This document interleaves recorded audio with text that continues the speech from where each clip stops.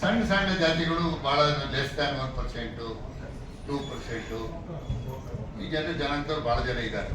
ಅದೆಲ್ಲ ಅವ್ರನ್ನೆಲ್ಲರೂ ಅಹಿಂದ ಅಂತ ನಾವು ಕರಿತೀವಿ. ಅವರೆಲ್ಲರೂ ಸೇರಿದ್ರೆ ಒಂದು ಕ್ಷೇತ್ರದಲ್ಲಿ ಒಕ್ಕಲಿಗರು 40,000 ಇದ್ದಾರೆ, ಮುಸ್ಲಿಮ್ಸ್ 20,000 ಇದ್ದಾರೆ, ಲಿಂಗಾಯಟ್ಸು 40,000 ಇದ್ದಾರೆ, ಶೆಡ್ಯೂಲ್ ಕ್ಯಾಸ್ಟ್ 60,000 ಇದ್ದಾರೆ. ಹಾಗೆ ಸಣ್ಣ ಪುಟ್ಟ ಜಾತಿಗಳೆಲ್ಲಿದ್ದಾರೆ 50,000 ಇರ್ತಾರೆ. ಈಗ ಇರ್ತಕ್ಕಂಥ ಪ್ರಯತ್ನ ಈ ಸಣ್ಣ ಪುಟ್ಟ ಜಾತಿಗಳೆಲ್ಲ ಸೇರಿ 50,000 ಇರ್ತಕ್ಕಂಥದ್ದು ಒಂದು ಗುಂಪು ಮಾಡಬೇಕು. ಇಲ್ಲಾಂದ್ರೆ 40,000 ಇರ್ತಕ್ಕಂಥ ಲಿಂಗಾಯತ ಕಡೆ ಓಡೋಗ್ತಾರೆ, ಇಲ್ಲಾಂದ್ರೆ 35,000 ಕಡೆ ಒಕ್ಕಲಿಗರ ಕಡೆ ಓಡೋಗ್ತಾರೆ. 60,000 ಇರ್ತಕ್ಕಂಥ ಶೆಡ್ಯೂಲ್ ಕ್ಯಾಸ್ಟ್ ಕಡೆ ಬರೋದಿಲ್ಲ. ಚಿಕ್ಕಿದರಾಗಿದ್ದಾರೆ ಅವರು. ಎಡ ಕಂಡ್ರೆ ಬಲ ಆಗೋದಿಲ್ಲ, ಬಲ ಕಂಡ್ರೆ ಎಡ ಆಗೋದಿಲ್ಲ. ಆ ಕಾಲದಲ್ಲಿ ಬಾಬಾ ಸಾಹೇಬ್ ಅಂಬೇಡ್ಕರ್ ವಿರುದ್ಧವಾಗಿ ನಮ್ಮ ಜಗಜೀವನರಾಮ್ನ ಎತ್ಕಟ್ಟಿದ್ರು. ಅಂಬೇಡ್ಕರ್ ಪ್ರಧಾನಮಂತ್ರಿ ಆಗಲಿಲ್ಲ, ಜಗಜೀವನರಾಮ್ ಪ್ರಧಾನಮಂತ್ರಿ ಆಗಲಿಲ್ಲ. ಅವಾಗ ಕಿತ್ತಾಟ ಶುರು ಮಾಡಿದ್ರು. ನಮ್ಮ ಬಸವಲಿಂಗಪ್ಪನವರು, ಯಮರಾಜನವರು ಇಬ್ಬರು ಹೋರಾಟಗಾರರು. ಅವರಿಬ್ಬರು ಮುಗಿಸ್ಬಿಟ್ರು. ಅವರು ಯಾರು ಮುಖ್ಯಮಂತ್ರಿಗಳಾಗಲಿಲ್ಲ. ರಂಗನಾಥ್ ಅವರು ಬಹಳ ಸುಸಂಸ್ಕೃತ ರಾಜಕಾರಣಿ, ಪ್ರಾಮಾಣಿಕ ರಾಜಕಾರಣಿ. ಜನರಲ್ ಕ್ಷೇತ್ರದಲ್ಲಿ MP ಆದರು ಚಿತ್ರದುರ್ಗದಲ್ಲಿ. ಅವರು ಬೇರೆಯವರು ಮುಖ್ಯಮಂತ್ರಿ ಮಾಡಿದ್ರು ಅಂತ ಅವರು ಆಗಿ ಮುಗಿಸ್ಬಿಟ್ರು. ಖರ್ಗೆ ಅವರು 8-9 ಸಾರಿ ಗೆದ್ರು. ಹೈಯೆಸ್ಟ್ ಇದರಲ್ಲಿ ಹೆಚ್ಚು ಕಾಂಗ್ರೆಸ್ನಲ್ಲಿ ಹೆಚ್ಚು ಶಾಸಕರಾಗಿ ಹೆಚ್ಚು ಇದಾಗಿರ್ತಕ್ಕಂಥವ್ರು ಕಾಂಗ್ರೆಸ್. ಇವರು ಅವ್ರನ್ನ ಡೆಲ್ಲಿಗೆ ತಳ್ಳಿಬಿಟ್ರು. ಪರಮೇಶ್ವರ್ 8 ವರ್ಷಗಳ ಕಾಲ ಅಧ್ಯಕ್ಷರಾದದ್ದು ನಮ್ಮ ಶೆಡ್ಯೂಲ್ ಕಾಸ್ಟ್ ಶೆಡ್ಯೂಲ್ ಟ್ರೈಬ್ನವರೇ ಸೋಲ್ಸ್ಬಿಟ್ಟು ಬೇರೆ ಮುಖ್ಯಮಂತ್ರಿ ಮಾಡಿದ್ರು. ಹೀಗೆ ಹೇಳ್ತು. ಯಾವ ಕಾರಣ ಅದಕ್ಕೆ? ಅಂಕಿಅಂಶಗಳ ಪ್ರಕಾರ SC ST ನಮ್ಮ ಎಡ ಬಲ ಎಲ್ಲರೂ ಸೇರಿದ್ರೆ, ಇವ್ರು ಕಚ್ಚಾಟ ಬಿಟ್ಟು ಅಣ್ಣ ತಮ್ಮದಿರಿಬ್ರು ಸೇರಿದ್ರೆ 80 ಅಸೆಂಬ್ಲಿ ಕ್ಷೇತ್ರದಲ್ಲಿ ಗೆಲ್ಬಹುದು. 80 ಅಸೆಂಬ್ಲಿ ಕ್ಷೇತ್ರ. ಅವ್ರ ಜೊತೆಗೆ ಮುಸ್ಲಿಮ್ಸ್ ಬಂದ್ಬಿಡ್ತಾರೆ. Winning combination. ಈ ಸಣ್ಣ ಪುಟ್ಟ ಜಾತಿಗಳು ಇರ್ತಾರಲ್ಲ, ಅವ್ರೆಲ್ಲರೂ ಇವ್ರ ಜೊತೆಗೆ ಬರ್ತಾರೆ. ಇವ್ರು ಯಾಕೆ ಆಗ್ತಾ ಇಲ್ಲ? ಮೆಂಟಾಲಿಟಿ, ಸಂಕುಚಿತ ಭಾವನೆ. ರಿಸರ್ವೇಶನ್ ಬೇಕು ಅಂತಾರೆ, ಅದಕ್ಕೆ ಹೋಗೋರ ರಿಸರ್ವೇಶನ್ ಎಲ್ಲ ಓದಾಡ್ತಾರೆ. ಈಗ ಅಹಿಂದ ಸಂಘಟನೆ ಬಹಳ ಸ್ಟ್ರಾಂಗ್ ಆಯ್ತು ಸಿದ್ದರಾಮಯ್ಯ ಅವರ ನೇತೃತ್ವದಲ್ಲಿ. ಅಹಿಂದ ಸಂಘಟನೆ ಮಾಡಿದ್ರು, ಭ್ರಷ್ಟಾಚಾರದ ವಿರುದ್ಧ ಹೋರಾಟ ಮಾಡಿದ್ರು, ಗಣಿ ವಿರುದ್ಧ ಹೋರಾಟ ಮಾಡಿ ಪಾದಯಾತ್ರೆ ಹೊರಟರು, ಯಶಸ್ವಿ ಆದ್ರು. ಮುಖ್ಯಮಂತ್ರಿ 2 ಸಾರಿ ಆದ್ರು. ಅದೇ ಜನಾಂಗದವರು 17 ಜನ MLAಗಳು ಕುರುಬರು. ಯಾಕೆ? ಸಂಘಟಿತರು.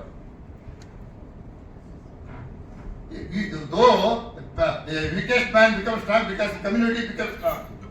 ಯಾರು ರಾಜಕೀಯವಾಗಿ ಸ್ಟ್ರೆಂತ್ ಆಗ್ತಾರೋ, ಸ್ಟ್ರೆಂತ್ ಆಗೋದು ಅಂತಂದ್ರೆ ರಾಜಕೀಯವಾಗಿ ಓಟ್ ಮೇಲೆ ಸ್ಟ್ರೆಂತ್ ಹಾಕ್ಬೇಕು. ನೀವು ಹಾಕ್ಬೇಕು. ಅದಾಗದ ಹೊರತು ನೀವು ಎಷ್ಟು ಅವ್ರು ಇಷ್ಟು % ತಗೊಂಡ್ರು, ಬ್ರಾಹ್ಮಣರು ಇಷ್ಟು ತಗೊಂಡ್ರು, ಅಧಿಕಾರ ನಾವು ಕೊಡ್ತಾನೆ ಇದ್ದೀವಿ. ಉದಾಹರಣೆ ನೋಡಿ, ನಮ್ಮ ಜಿಗ್ಜಿನಿಗೆ ನಮ್ಮ ಸಹೋದರರು, ನನಗಿಂತ ಹಿಂದೆ ರೆವಿನ್ಯೂ ಮಿನಿಸ್ಟರ್ ಆಗಿದ್ರು. 6 ಸಾರಿ 5-6 ಸಾರಿ MP. MP ಆಗಿದ್ದಾರೆ.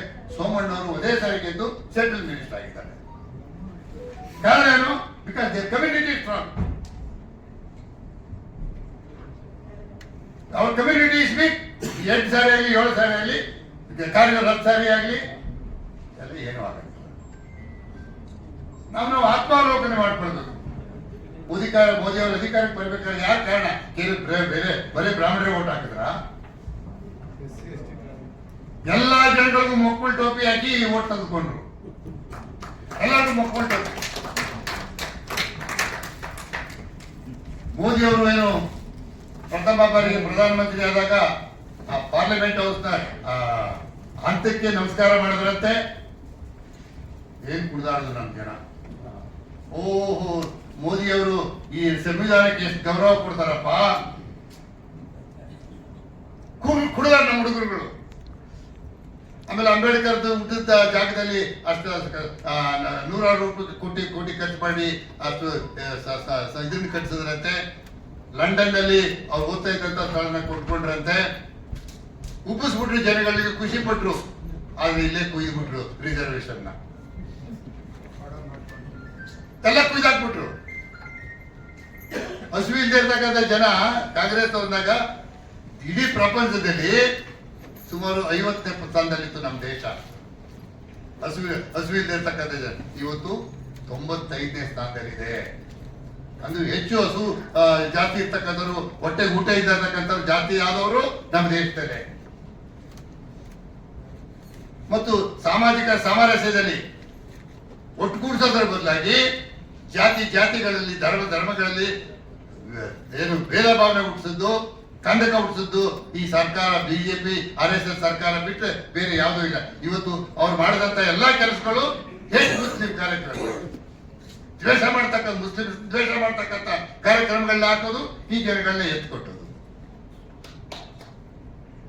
ನಮ್ಮಲ್ಲಿ ಅರ್ಥ ಮಾಡ್ಕೊಳ್ಬೇಕು.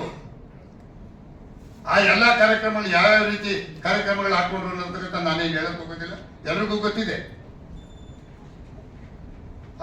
ರಫ್ತು ಏನು ತನ್ನ ಮಾಂಸ ರಫ್ತು ಮಾಡ್ತಕ್ಕಂಥದ್ರಲ್ಲಿ ಎಲ್ಲ ಅವರೇ ಜಾಸ್ತಿ, ಆದ್ರೆ ಅದ್ರ ಬಗ್ಗೆ ರಾಜಕೀಯ ಮಾಡ್ತಾರೆ. ದುಡ್ಡು ಮಾಡ್ಬೇಕಾದ್ರೆ ಅವರೇ ಬೇಕು, ಅವ್ರ ಜನನೇ ಬೇಕು. ಜನಗಳಿಗೆ ಮನಸ್ಸಲ್ಲಿ ವಿಷ ಇರ್ತಕ್ಕಂಥದ್ದು ಇಂತಹ ವಿಚಾರಗಳಿದೆ. ಒಂದು RSS ಸಂಸ್ಥೆ ಸಣ್ಣ ಮನೆಯಲ್ಲಿ ಇದ್ದಲ್ಲಿ 250 ಕೋಟಿ ರೂಪಾಯಿ ಖರ್ಚು ಮಾಡಿ ಬಾಂಬೆನಲ್ಲಿ ಇದು ಕಟ್ಟಿದ್ದಾರೆ RSS ನವರು. ಇವತ್ತು RSS ನವರು ಏನು ಸಂಪಾದನೆ ಮಾಡಿರ್ತಕ್ಕಂಥ ಹಣ ಲೆಕ್ಕ ಹಾಕೊಂಡ್ರೆ ಇಡೀ ದೇಶ ಲೂಟಿ ಮಾಡಿದ್ದಾರೆ. ಯಾರಿಗೂ ಗೊತ್ತಿಲ್ಲ, ದೇಶ ಲೂಟಿ ಮಾಡಿದ್ದಾರೆ, ಪ್ರತಿಯೊಬ್ಬರು ಗೊತ್ತಿಲ್ಲ. ಇವ್ರಿಗೆ ಏನಂದ್ರೆ ಸಣ್ಣ ಪುಟ್ಟ ಒಂದು ಅಧಿಕಾರ ಕೊಟ್ಬಿಡ್ತಾರೆ. ನೀನ್ ಏನಿಲ್ಲಪ್ಪ, ನಿನ್ ಮನೆಗೆ ಎಷ್ಟು ಬೇಕೋ ಮಾಡ್ಕೊ, ನಿನ್ ಮನೆಗೆ ಎಷ್ಟು ಬೇಕಪ್ಪ, ನಿನ್ ಜಾತಿಗೆ ಏನಕ್ಕೆ ಕೇಳಬೇಡ.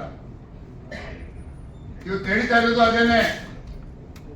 ನಮ್ ಜನ ಏನಾಗಿದೆ ಗೊತ್ತಾ, ನಮ್ಮ ಮನೆ ಚೆನ್ನಾಗಿದ್ರೆ ಸಾಕು, ನನ್ನ ಮಕ್ಕಳಿಗೆ ಕೆಲಸ ಕೊಟ್ಟರು ಸಾಕು, ನಮ್ ಜನ ಹಾಳಾಗಿ ಹೋಗ್ಲಿ. ಈ ಎಲ್ಲ ರಾಜ್ಯಗಳು ನಾಯಕರುಗಳು ಮಾಡ್ತಾ ಇರೋದು ಅದೇನೆ. ನಮ್ ದಲಿತರಿಗೆ ಅದನ್ನೇ ಆಸೆ ಬರ್ಕೊಂಡು ಅಂತ ಹೇಳ್ತಾ ಇರ್ತಾರೆ. ಸ್ವಾರ್ಥ ಇದೆ. ಯಾರು ತಮ್ಮ ಸ್ವಾರ್ಥ, ಅವ್ರ ಸ್ವಾರ್ಥಕ್ಕೋಸ್ಕರ ಇಡೀ ಜನಾಂಗನೇ ಬಲಿ ಕೊಡ್ತಾ ಇದ್ದಾರೆ. ಈ ದೇಶದಲ್ಲಿ ಕುಟುಂಬ ರಾಜಕಾರಣ, ಭ್ರಷ್ಟಾಚಾರ, ಸ್ವಾರ್ಥ ಇದು ಹೋಗದ ಹೊರತು ಈ ದೇಶದ ಪ್ರಜಾಪ್ರಭುತ್ವ ಯಶಸ್ವಿ ಆಗುತ್ತೆ. ನೈತಿಕತೆ ಬರಬೇಕು, ಪ್ರಾಮಾಣಿಕತೆ, ನೈತಿಕತೆ ಇವೆರಡೂ ಇದ್ದರೆ ದಕ್ಷತೆ ಬರುತ್ತೆ. ಕ್ಯಾರೆಕ್ಟರ್, ಅವ್ನು ಏನೇ ಕ್ಯಾರೆಕ್ಟರ್ ಇಲ್ಲದೆ ಇರಲಿ, ಅವ್ರ ಜಾತಿ ಒಂದಿದ್ರೆ ಸಾಕು, ಅವನೇ ಸರಿ ಕಣೆ ಅಂತಾರೆ. ಸೋಮಶೇಖರ್ ಎಲ್ಲ ಪ್ರಾಮಾಣಿಕತೆ ತಗೊಂಡಿದ್ದೀನಿ, ದಕ್ಷತೆ ತಗೊಂಡಿದ್ದೀನಿ, ಇಡೀ ಎಲ್ಲಾ ಜನಗೂ ಮಾಡ್ತಕ್ಕಂಥ ಕೆಲಸ ಕಾರ್ಯಕ್ರಮಗಳು ಮಾಡಿದ್ದೀನಿ. ನನ್ನನ್ನು ಅಪಪ್ರದ ದುರಾಂಕಾರ ಕಣೆ ಸೋಮಶೇಖರ್, ಬಿಳಿ ಬಟ್ಟೆ ಹಾಕೊಂಡು ಸ್ವಲ್ಪ ಕೆಟ್ಟಿದ್ದೀನಲ್ಲ, ಅದನ್ನ ಟೀಕೆ ಮಾಡಿದ್ರು. ನಾನು ನೋಡಿದ್ದೀನಿ ಅದನ್ನ, ನನ್ನ ಕಾಲೇಜರು ನೈತಿಕತೆ ಪಡಿಬೇಕು ಅಂತ ಹೇಳಿ ಒಂದು ಆರೋಪ ಮಾಡಿದ ತಕ್ಷಣ ರಾಜೀನಾಮೆ ಬಿಸಾಕಿದೆ. ಬೇರೆ ಯಾವುದು ಎಂಕ್ವೈರಿ ಬೇಡ ನನಗೆ, ಬೇರೆಯವರೆಲ್ಲ ನನ್ನ ದಫ್ತರಿಗೆ ಇಳಿಸ್ತಾರೆ, ನಾನು ಫಿಕ್ಸ್ ಮಾಡ್ತಾರೆ, ಜುಡಿಷಿಯಲ್ ಎಂಕ್ವೈರಿ ಮಾಡಿದ್ದೆ. ಪಟೇಲ್ ಹೇಳಿದ್ರು, ಜುಡಿಷಿಯಲ್ ಎಂಕ್ವೈರಿ ಮಾಡಿದ್ರೆ ರಾಜೀನಾಮೆ ಕೊಡಬೇಕಾಗುತ್ತಲ್ಲಪ್ಪ, ರಾಜೀನಾಮೆ ಕೊಡಿಸಿಲ್ಲ. ನನ್ನ ಆರೋಪ ಸಾಬೀತು ಮಾಡಬೇಕು, ನಾನು ಬಿಳಿ ಬಟ್ಟೆನಲ್ಲಿ ಕಪ್ಪುಚುಕ್ಕಿ ಇರ್ತಕ್ಕಂಥ ಹೋಗಲಾಡಿಸ್ಬೇಕು. I am prepared to resign. I will face enquiry, judicial enquiry. If necessary I will keep away from cabinet for about 6 months. ನನಗೆ ಗೊತ್ತಿತ್ತು ನಾನು ತಪ್ಪು ಮಾಡಿದ್ರೆ ಬೇಕು ಅಂತ ಫಿಕ್ಸ್ ಮಾಡಿದ್ದಾರೆ ಅಂತ.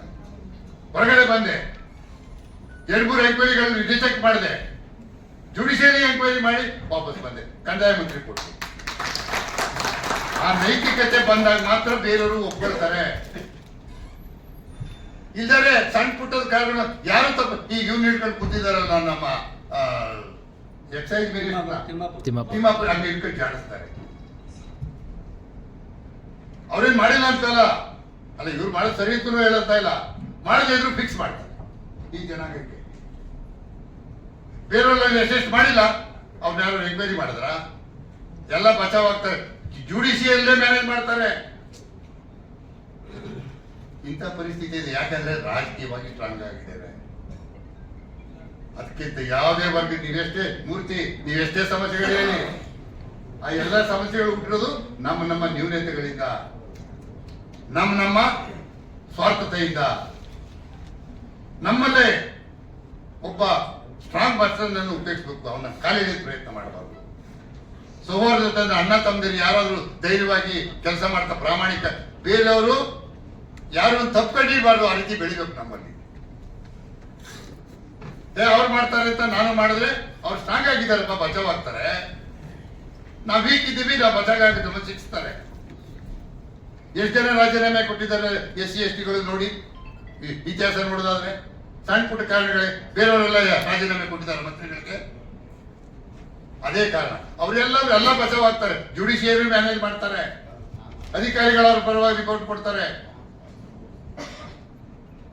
ಅದಕ್ಕೆ ಎಲ್ಲಕ್ಕೂ ಔಷಧಿ ಬಾಬಾ ಸಾಹೇಬ್ ಹೇಳಿದ ಹಾಗೆ ರಾಜಕೀಯ ಶಕ್ತಿ. ರಾಜಕೀಯವಾಗಿ ನೀವು ನಿಮ್ಮ ಎಲ್ಲ ಸಮಸ್ಯೆಗಳಿಗೆ ಪರಿಹಾರ ರಾಜಕೀಯ ಶಕ್ತಿ ಒಂದೇ.